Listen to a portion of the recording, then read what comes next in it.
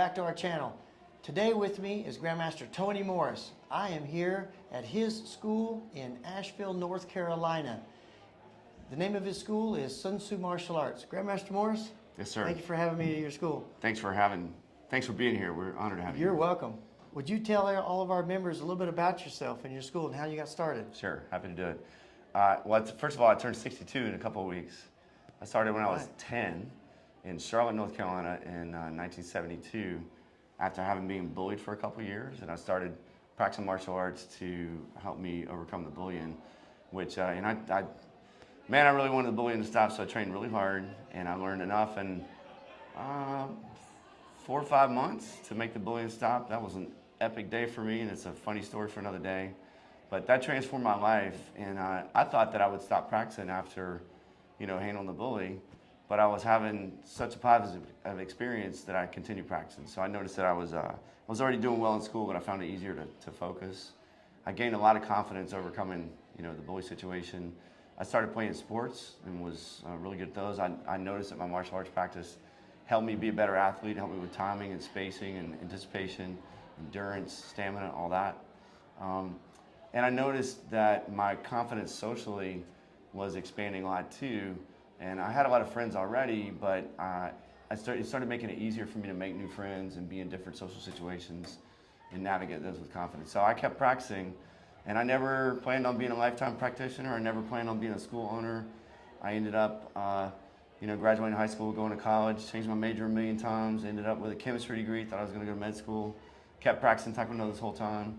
I went back to grad school and became an architect, kept practicing Taekwondo, got married, kept practicing Taekwondo, had my son, kept practicing Taekwondo. My wife instead started practicing, and I got burned out as an architect. I was an owner of a firm, and at 45, I stopped practicing architecture. I left Raleigh, North Carolina, the capital of the state, and I moved to Asheville, North Carolina. I didn't know anybody. It's a cool little mountain town. And 17 years later, we have this thriving school. I had no idea what I was doing at first, by the way. But I got some really good mentors, and I picked up additional ones along the way, like Grandmaster Wadley. And I've just been open eyes and ears to anything that works. And so here at Asheville Sun Tzu Martial Arts, we incorporate lots of different training methods. But more than anything, we're really clear that our larger mission is to help people develop as awesome people. Everybody has an excellent version of themselves inside. Most people don't feel permission or believe that they have that. And we help people feel permission and realize that they have it in them, and we help pull it out of them. They get great martial arts skills in the process, but that's really the toolbox that we're using to develop great people. And personally, I think that's what martial arts is about. So how many students do you typically have at your school, sir? Because you run a very, very successful school. Pre-COVID, we had 720 students. When COVID hit, we lost over half our students in 2 weeks. People thought the sky was falling in. They were going to lose their houses and jobs and all that. We've been gradually and responsibly building back. I never want to build too fast because we can't serve our students in the way that they deserve if we grow too fast. So we're in the mid 500s now, on our way back to 600, and I think 700 is a natural capacity for us. And I don't ever push something. I'm not a multiple location guy, by the way. I want all our students and families to benefit from all the resources that we have, and we can only do that if we have all our resources in one place. So right now we're about 550. Yes, sir. Well, you guys, if some of the school owners, if they have any questions about getting started or anything like that, can they reach out to you and pick up some tips? I would love to talk to anybody who would like to talk to me, and I'm not interested in charging money for it. I'm interested in helping people help other people, and one way that I can do that is to help people benefit from the knowledge that I've gained from making a few mistakes. You ever made some of those? And if I can help you shortcut some of that and get to the results that you like to faster, I'd be happy to do that. So you can call me right here. Google us, Asheville Sun Tzu, and ask for me, and I'm happy to talk to you. So one last thing, do you have any tips for parents? Absolutely. I got a couple.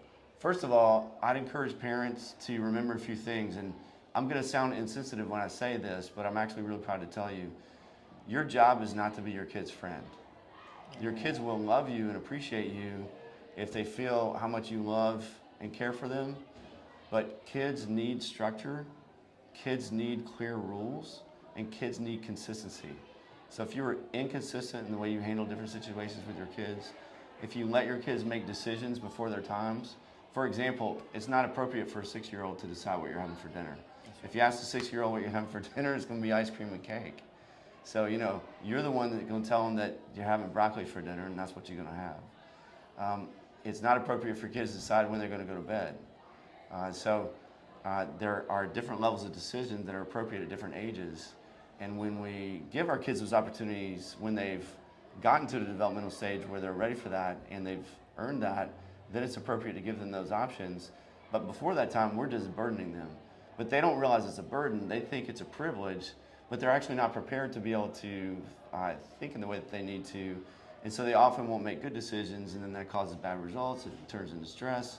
Things fall apart. So my primary advice is to remember that your job as a parent is to help your kids become skillful and increase their capacity in every area so that one day in the future when you're not around to help them with things, they actually have the skill set that they need to navigate life really well. And in the process, your job is to not be their friend. They will love you and appreciate you as they become skillful and get that you're helping them become so. So I could tell you other things, but those are the two big ones. Well, thank you, sir. Thank you for having me up, and thank you for doing the interview. Thank you guys all for watching. We'll see you next time. Thank you, sir. Thanks, sir. Taekwondo.